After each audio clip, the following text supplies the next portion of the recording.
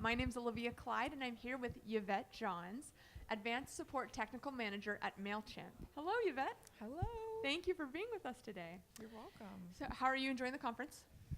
Loving it so far. Yeah. You rocked the panel just before. Thank you. I was very nervous. You didn't seem it. I'm glad no one apparently could tell because a lot of people told me that I did not seem nervous. Oh my gosh, success right there. Speaking of success and support, we were wondering, Yvette, if you could tell us just a couple things about your role at Mailchimp. Obviously, it's a phenomenal company. We love it.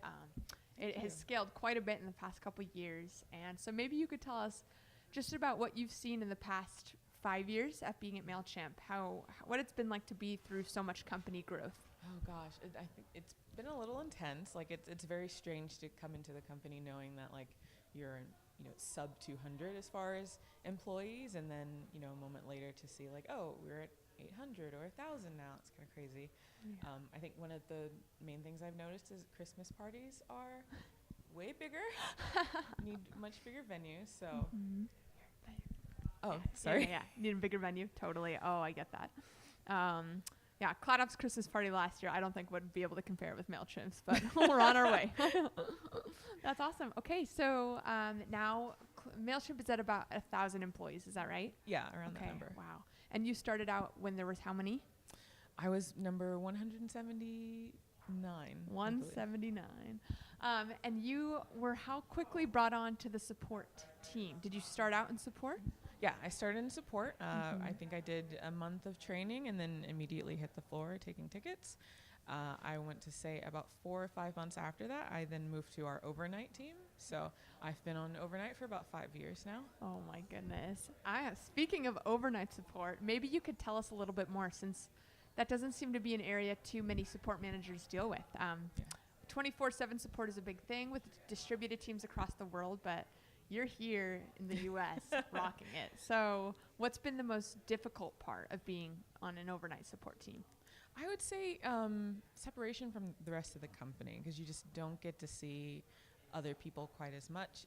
You don't really learn people's names or faces as quickly. I think one of the great things is that a lot of people at the company do try to push themselves to bridge that gap and come to visit us on overnight, so we don't really feel like we're completely separate. So we've had a lot of leaders in other departments that have come by to do talks and allow us a chance to ask questions. Definitely most of them are kind of surprised, because I think overnight employees come with a lot of great questions that surprise them. So it's probably one of the things I'm most grateful for, is that they have consistently tried to do that so often over the years. Interesting. Okay, that's amazing. What would you say is one of the challenges that you guys have overcome as a support team in general, not necessarily related to the time of your shift? I think it's ensuring high quality despite how much volume has grown. I think it's very easy to kind of fall into a trap of like, let's just get things out so that our customers don't have to wait.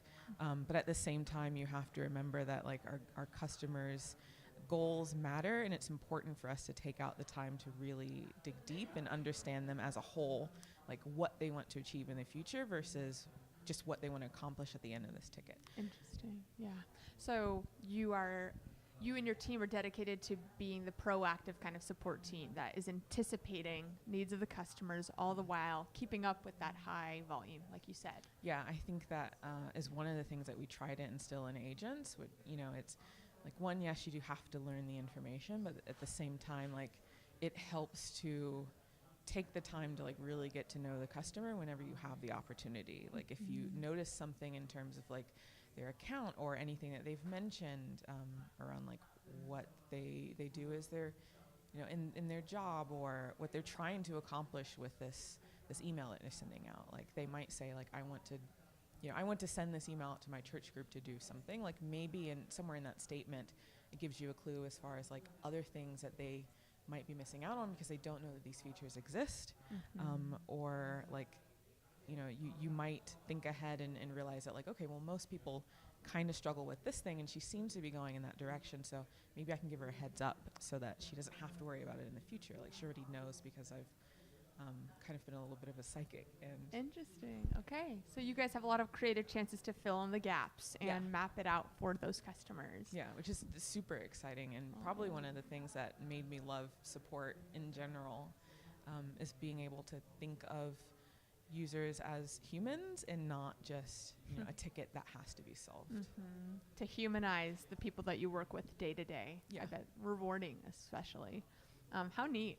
And then what would you say is the best part of being a manager over so many wonderful support reps?